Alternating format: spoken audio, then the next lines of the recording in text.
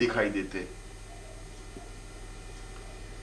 क्यों एक व्यक्ति रात दिन ईश्वर भक्त होते हुए भी गरीब बना रहता है? क्यों एक पापी और अधर्मी, दुष्ट और दुरात्मा गलत काम करने के बावजूद भी संपन्न और समाज में सम्मानित बना रहता है? किस वजह से हम बराबर बीमार बने हुए हैं? किस वजह से हमारे व्यापार में इतना बड़ा घाटा आया? किस वजह से हमारे जीवन में ही हमारे पुत्र की मृत्यु हो गई?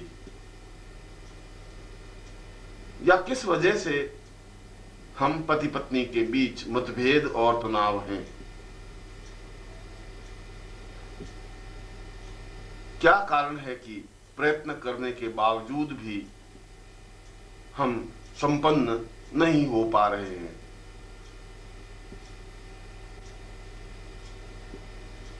हमारे अपने गुरु के साथ कैसे संबंध रहे हैं?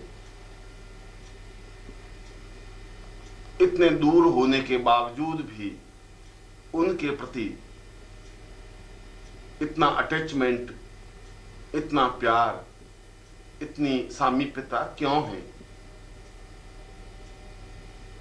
हमारी आंख में उनके प्रति प्यार और आंतरिकता क्यों अनुभव हो रही है? क्यों उन्हें सखा, मित्र, पति या आत्मीय भाव से देखने को मन करता है? उनके पास बैठने से क्यों शीतलता अनुभव होती है? इन सारे प्रश्नों के उत्तर तो पिछले जीवन से जुड़े हुए हैं और इस पिछले जीवन को जब तक देखा नहीं जाता, पिछले जीवन के रहस्यों को स्पष्ट नहीं किया जा सकता, तब तक वर्तमान जीवन को भी नहीं समझा जा सकता। क्योंकि पिछला जीवन और उससे भी पिछले जीवन प्रामाणिक है। ऐसा हो सकता है कि आप वर्तमान समय में हैं, इससे पिछले जीवन और उससे पिछले जीवन में भी आपका अस्तित्व रहा होगा। यह भी सत्य है कि द्वापर युग में भी आपका अस्तित्व कहीं न कहीं पर विद्यमान था और यह भी सत्य है कि उस युग में आप महाभारत युद्ध के साक्षी रहे हो। आपका कृष्ण के साथ संबंध रहा हो, आपने उनको देखा हो, शत्रुभाव से या मित्र भाव से। और यह भी हो सकता है कि आप गोकुल या वृंदावन में रहे हो, आपने उनकी बांसुरी सुनी हो, उनके साथ यमुना के किनारे विचरण किया हो, उनकी सामीप्यता अनुभव की हो।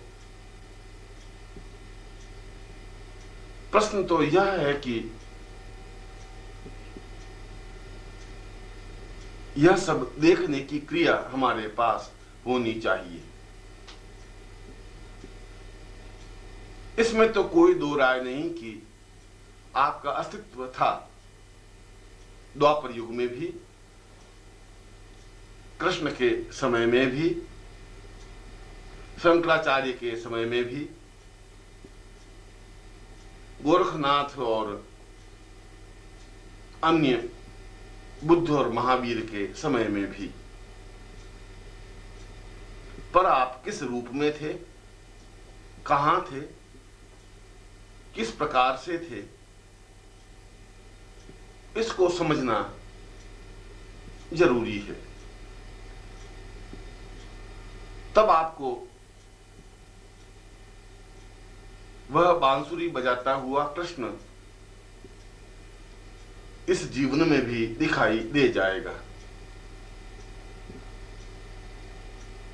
और आप आश्चर्य में पड़ जाएंगे कि जो चित्र तस्वीरों में कृष्ण की हमने देखी है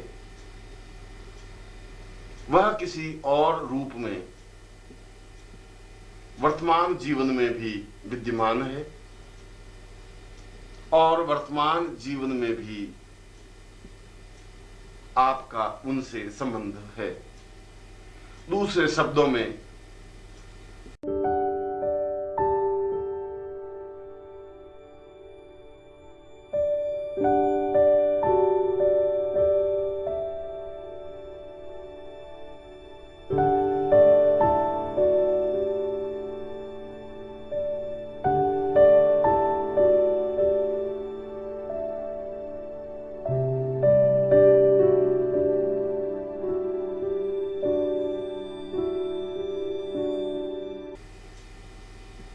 वर्तमान जीवन में भी आपका कृष्ण से संबंध बना हुआ है, शंकराचार्य से संबंध बना हुआ है। उस शंकराचार्य के स्वरूप में परिवर्तन हो गया हो। उस समय वे सन्यासी रूप में रहे हों, वर्तमान समय में वे गृहस्थ या अन्य किसी रूप में हों। दुर्भाग्य यह है कि आपकी आंख में वह ताकत नहीं है कि उस मूल स्वरूप को पहचान सकें। आपके पास वह नजर नहीं है कि जिसके माध्यम से आप उस शंकराचार्य, बुद्ध, महावीर या कृष्ण को निहार सकें, देख सकें, पहचान सकें, क्योंकि उनका स्वरूप, उनका वेश विन्यास बदला हुआ है। पर आत्मा तो वही है, जीवन तो वही है, प्राण तो वही है और आपके और उनके संबंध तो वही हैं। और यह सब तब हो सकता है जब आपके हाथ में कोई ऐसी युक्ति दे दी जाए जिसके माध्यम से आप अपने पिछले जीवन और पिछले कई जीवन को देख सकें, पीछे की ओर जा सकें, उन संबंधों को परख सकें और उनका तालमेल वर्तमान जीवन से कर सकें। तभी तो वर्तमान जीवन आनंदमय बन सकेगा। तभी तो उस कृष्ण के प्रति आपकी आतुरता और वेग बहुत अधिक बढ़ सकेगा। तभी तो आप एहसास कर सकेंगे कि अब जीवन का प्रत्येक क्षण उस अद्वितीय विराट स्वरूप के चरणों में व्यतीत हो। ऐसा न हो कि वह विराट व्यक्तित्व हमारे बीच में विद्यमान है और हम उसे पहचान नहीं पा रहे हैं और जीवन को व्यर्थ के कार्यों में व्यतीत करते हुए उस सौभाग्य से वंचित हो रहे हैं जिस सौभाग्य को पाया जा सकता है। क्योंकि ऐसा सौभाग्य पाने पर ही आने वाला जीवन भी आपके हाथ में बना रहेगा।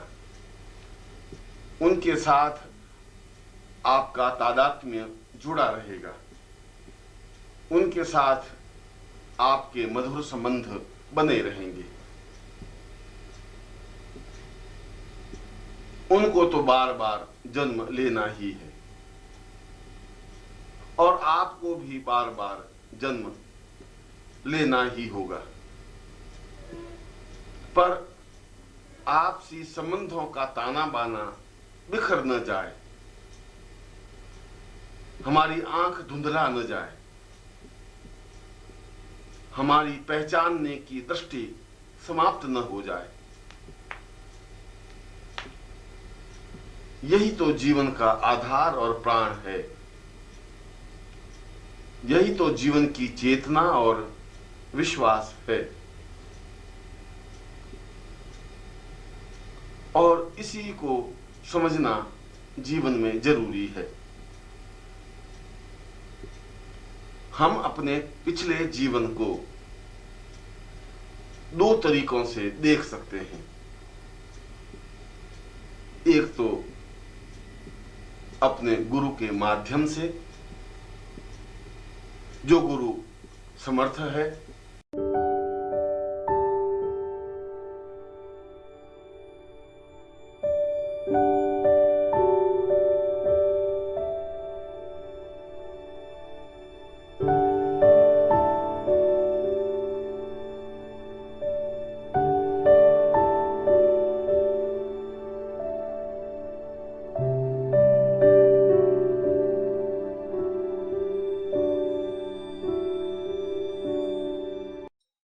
ओम परम तत्वाय नारायणाय गुरुभ्यो नमः। ओम ह्रीं मम प्राण देह रोम प्रतिरोम चैतन्य जाग्रय ह्रीं ओम नमः। ओम भूर्भुवः स्वः तत्सवितुर्वरेण्यं भर्गो देवस्य धीमहि धियो यो नः प्रचोदयात्।